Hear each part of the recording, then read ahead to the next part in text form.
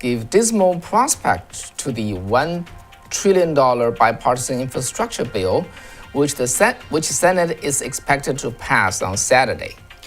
Polarized reactions to the vaccination in the nation. How much Americans still trust their government on the virus handling.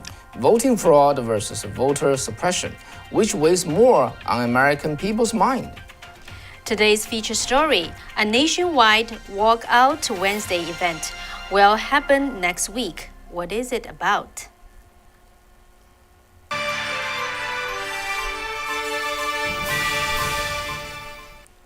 Welcome to Wei and Kathy Show. I'm your host, Wei Fang. And I'm Kathy Zhang. All right, let's just dive into the news today. But before we do that, very quickly, just update you, still midway, we're gonna move to Safe Chat. So on the YouTube, we'll have the news of the day.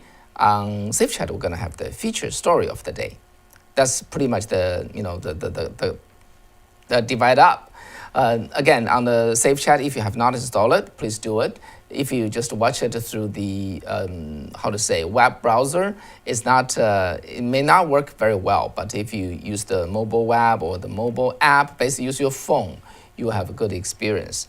I have to ask your pardon because the technology is maturing. Okay, this is, in my view, this is probably the most sophisticated and advanced freedom developed platform now, and they still have issues, bugs to fix, and things to improve upon. But that will take some time, a few months. So in this time, I have to advise you that use the app to view the content, to view the video we're having today.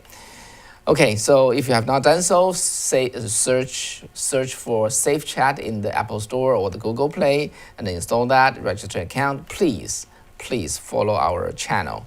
That way we can always, reach you. And again, thank you for, coming to today's program. Today's Thursday. Normally we don't do program today. We do it on Friday, but tomorrow we'll have to absent. We have a business trip. Also another reporting job. So I just give you an advance notice. All right, so Kathy, let's move on to the topic today. The first is the infrastructure bill. All right.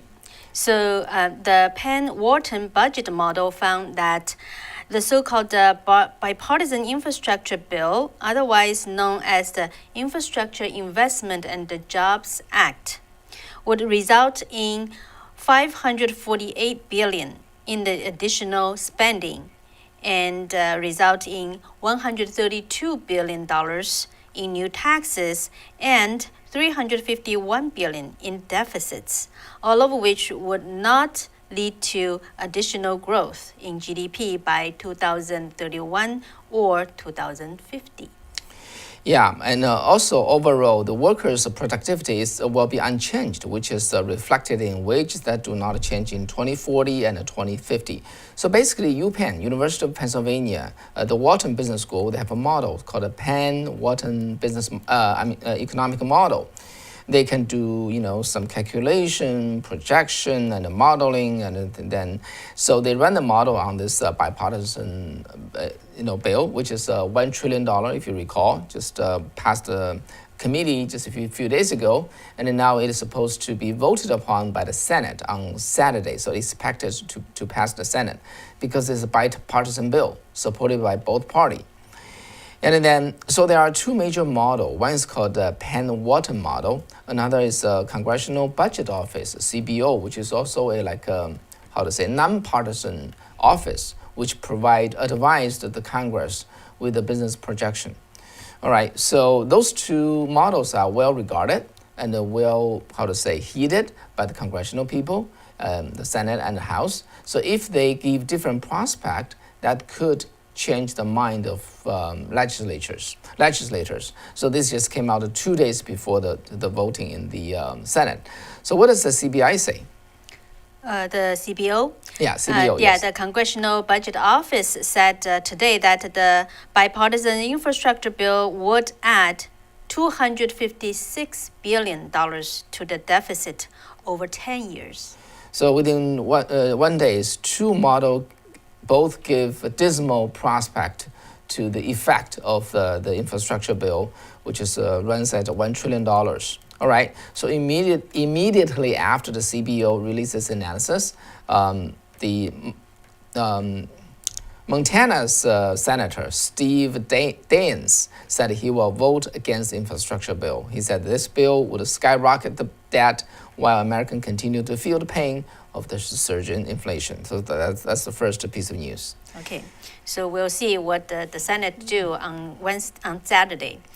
So the second piece of news, it's about the reactions to the resurging pandemic. So, this resurging is 98% is reported as related to the Delta variant. So today, a memo from CNN CEO Jeff Zucker. The network terminated 3 employees who were coming to the office unvaccinated. And Zucker said they have a zero tolerance policy on this. So the CNN story. If we move on to Yelp, Yelp is a website that crowdsources the reviews about the businesses, and Yelp today created a new filter to widen the divide between the vaccinated and the unvaccinated. What does that mean? Yelp announced today saying that to help consumers understand how a business is currently operating as a pandemic guideline continue to evolve, and it is announcing 2 new free attributes: proof of vaccination required, and all staff fully vaccinated. Right. So the reaction. They're going to apply that attributes to each business that their website presents. Yeah. So, but the reactions are pretty polarized. Some downtown restaurants and business owners in North Carolina said that they will not implement mandatory COVID-19 vaccine for their employees, despite their governor, Roy Cooper's prompting to do so. So over the nation, you see just different reaction, vastly different reaction to the same kind of guideline. And add on top of that, so today at the White House's COVID-19 response briefing, Dr. Anthony Fauci said a 3rd corona vaccine shot for individuals with weakened immune system is a very high priority for the Biden administration. So basically, some people they need to take 1, they may need to take 2. If their immune system is weak, they need to take 3. So that also become an issue of debate. Right. So a grassroots event will happen next Wednesday, which will be our feature story related to this reaction. So stay tuned. Please follow us on Safe Chat. So we will be moving on to Safe Chat after another 2 pieces of news to tell you about this feature story. Let's step back a little bit, okay? After President Biden's inauguration, he promised that everyone who was vaccinated would be safe from COVID-19. You remember that, right? And thus, we're going to resume normal life by July 4th, okay? Once the Delta variant arrived in force in early summer, earlier government assurance that the vaccinated were now free to resume a normal life apparently loses credibility. The situation has changed. Now there's this confused and mixed message from the federal government. Sometimes it's just downplaying the efficacy of the vaccination. Sometimes it's about exaggerating the efficacy of the vaccination. So people feel confused because that's indeed a different kind of message from the federal government, including from CDC. So now how much do people believe in the government's message about COVID-19? Right. So Convention of States Action Trafalgar Group survey. So this is a Trafalgar Group survey released today. It shows that 50.8% people said that they are either not very confident or not confident at all with the government's handling of the COVID-19. So that's note that 50.8%, more than half of Americans, they are not confident in the government's messaging on that. Right. So of those, 44.5% expressed confident, and of those... on the other side, 44.5%, basically 45%, they have confidence. All right. So if we look deeper, look at the on the extreme side, the people who are most confident and who are not confident at all. Okay, 37% they are not confident at all whatsoever. 28% they are very confident. Right. So that's kind of the formula. But if we break down, among the parties, there's some interesting number. Yeah, Republicans 54.4% said they are not confident. Democrats 64.5%. Excuse me. And for the independents, that's 53.4%. Yeah, so Republican and Independent, they're fairly close, while Democrats has much more confidence in the government's messaging. Okay, so that's kind of interesting. So let's move on to the next news. But then, what are the other concerns besides the COVID-19? Okay, another poll that's released today. Yesterday, and this is Quinnipiac University poll. It shows that 47% of the participants were more worried about voter fraud, and 46% were more concerned about voter suppression.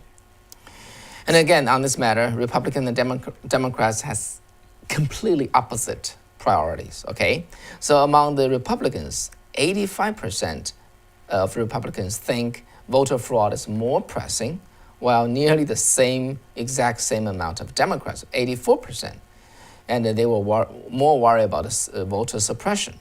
Wow, so that's really polarized. Right? Yeah, it's just completely two different camps.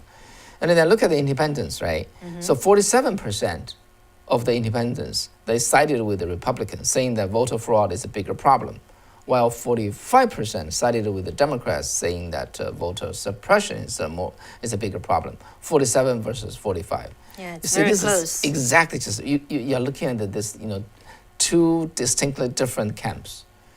The country probably never seen this before. I mean, since the Civil War, and then and in the meantime, Republican state legislatures have reformed 30 election integrity laws in 18 states so far. While they do so, Democrats has repeatedly labeled those as racist.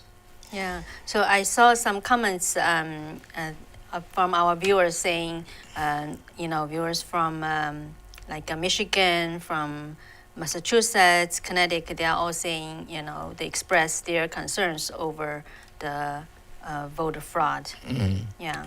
Yeah, I have to insert this word, okay? Because normally we don't do program on Thursdays. Tomorrow we have a business trip. We have to do the reporting in the state of Utah, and so we just add this show today. And for those of you who came to today's program, this is irregular time, but we are very appreciative that you are here. Right. Yeah. So now, in regards to, we talked about the polarized reaction in regards to the government's handling of COVID-19 or the CCP virus.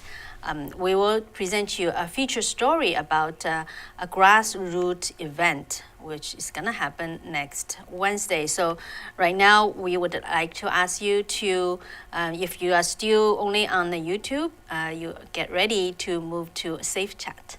Yeah, let's move on to Safe Chat, folks. Download Safe Chat from Apple Store or Google Play. What people moving there is a platform that we can speak freely. And thank you for your support. All right, let's go.